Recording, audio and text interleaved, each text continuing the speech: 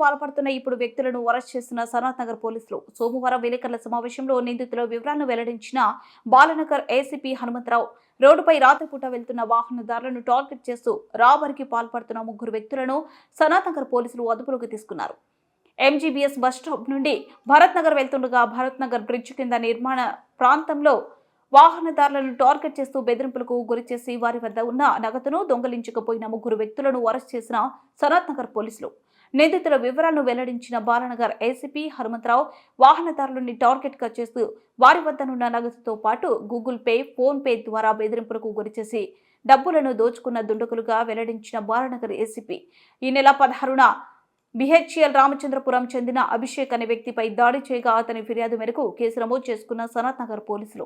కర్ణాటక పాల్పడ్డ వారిలో A1 తక్వ సుందర్ సింగ్ ఆటో డ్రైవర్, గేటు Santosh auto driver, A3 Shaik Huzur Baba bus driver గా గుర్తించిన పోలీసులు. నిందితుల వద్ద సెల్ ఫోన్లను, నగదును రికవరీ చేసుకున్న పోలీసులు సోమవారం నిందితులను అరెస్ట్ చేసి రిమాండ్కు తరలించిన సంఘటన పోలీసులు.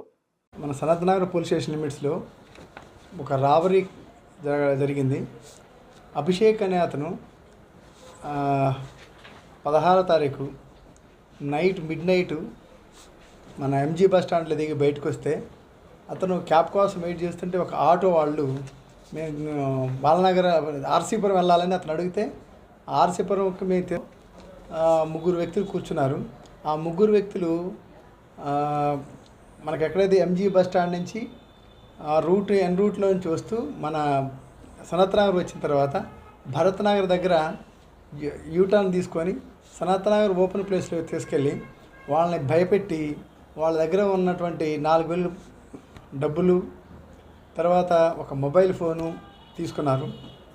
కత్తితోటి భయపెట్టడం జరిగింది.